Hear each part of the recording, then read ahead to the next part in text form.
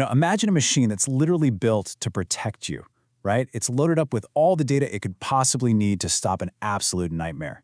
But then, imagine that same machine looking dead straight at the danger and seeing absolutely nothing. Zilch. So how on earth does an investigative system hold every single puzzle piece of a massive threat, but stay totally blind to the actual picture? Welcome to The Explainer. Today we're doing a bit of an autopsy, a structural autopsy on a systemic blind spot to figure out exactly how danger manages to hide in plain sight. Okay, let's dive right into this. We're going to look at the deeply unsettling case of John Worboys. He was a licensed taxi driver in London who used his job to drug and assault over 100 women. But listen, we're not going to cover this like your typical true crime story. Nope. Instead, we're using it to understand how isolated data points actually work, or fail to work, in the real world. Because here's the harsh reality. Systems don't get handed neat, prepackaged patterns with a little bow on top. They receive messy, completely disconnected fragments. And that tiny distinction, that is exactly where the whole system fell apart. All right, part 1, the illusion of isolation. To really grasp this system failure, we need to zoom way out from the individual experiences and look at the whole board. When these horrific events first started trickling in, the investigative system processed them as totally separate, isolated dots. Why? Well, because the perpetrator used sedatives, each victim had significant memory loss, and obviously there weren't any witnesses. So the reports coming in were partial, they were delayed, and understandably filled with emotional uncertainty. If you look at this strictly as raw data, no single account was strong enough on its own to scream, hey, there's a serial threat out there. The pieces were just way too fragile. And this leads us to a pretty massive concept, structural caution. Look, law enforcement just isn't built to act on fragments. Think about it for a second. Institutions absolutely require corroboration, they need consistency, and they need verified, repeated data before they pull the alarm and escalate things to a system-wide level. Now, usually that's a good thing, right? It stops false alarms. But here, this built-in need for absolute, undeniable certainty actually slams on the brakes. It critically slows down the system's ability to recognize a broader, lurking threat. Moving on to Section 2, Geography of the Blind Spot. So if the system desperately needs patterns, what kept these fragmented reports so far apart? Well, the first huge friction point was literally physical geography. An incident would often start in the super busy nightlife of the West End, but the victims were dropped off and the crime was completed in completely different jurisdictions, like Enfield or Dartford.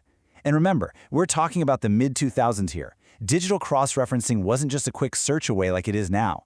This created a massive silo effect. Reports were being filed in totally different police bureaus. The perpetrator was basically diluting his digital footprint across multiple jurisdictions without even trying. And this brilliantly and tragically illustrates the core issue here.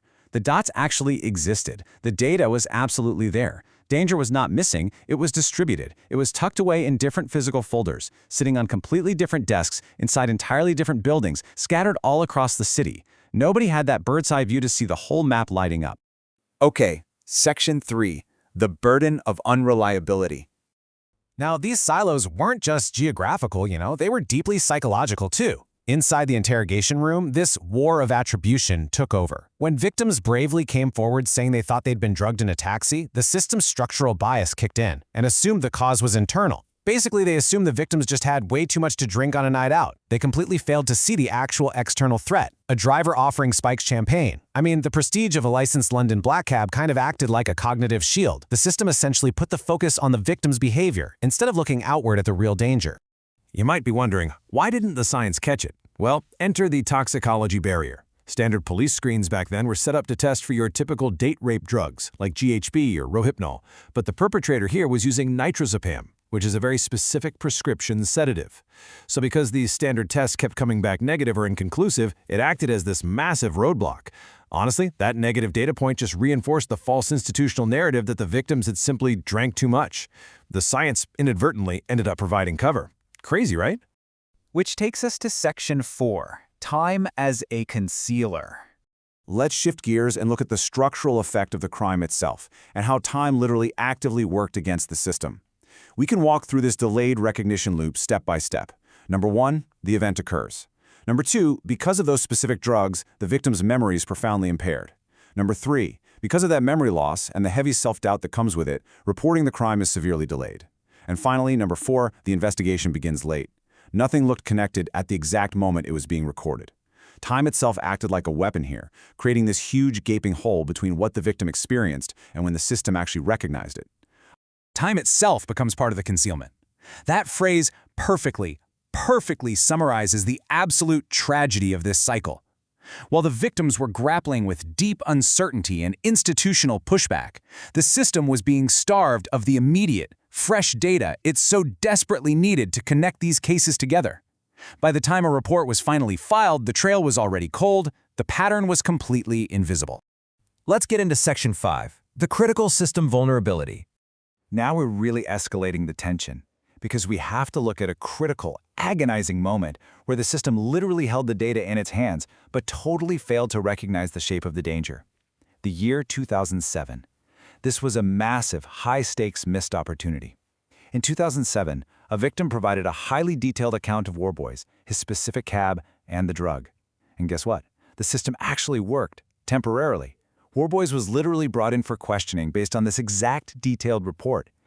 But here is where we have to stop and ask, what happens when multiple fragments describe the exact same behavior, but nobody bothers to check the database?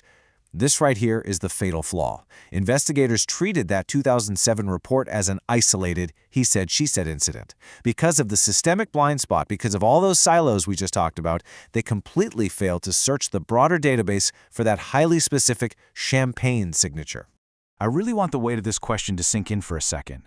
What if the system already had everything it needed, but it was just completely scattered? The grim consequence of treating that 2007 report as just an isolated event was devastating. Because the system demanded absolute confirmation that ultimately arrived way too late. The perpetrator was released. He literally walked right out the door and went on to commit dozens more assaults before he was finally stopped. So, the absolutely crucial point to take away from this is systems don't fail because they are empty of information. They fail because information is distributed significantly faster than the institution can actually interpret it. The system wasn't blind, not at all. It was just waiting for confirmation that arrived way too late. It was structurally trapped, completely unable to bridge that gap in time to prevent further harm. Finally, Section 6, reaching the threshold. So, how does a blind spot like this finally break? We need to look at what ultimately forced these scattered, isolated little dots to snap together into a picture you just couldn't ignore. This is the ultimate turning point. Step 1. The accumulation of similar reports simply hits a critical mass. It gets too loud to ignore. Step 2. The analytical lens completely shifts. Instead of looking at who the women were, analysts finally focused on the champagne method, the modus operandi. And Step 3. The pattern emerges. By looking at the behavior of the perpetrator, instead of analyzing the profiles of the victims, those isolated incidents instantly transformed into a unified, undeniable structure. Only when the fragments were finally placed together did the shape of the pattern become visible. The silence wasn't broken by some fancy new algorithm. It was broken by finally connecting the dots that were sitting there all along. And it forces us to ask a pretty haunting question about our own systems of safety. What other scattered nightmares are just sitting in the files right now, waiting to be assembled?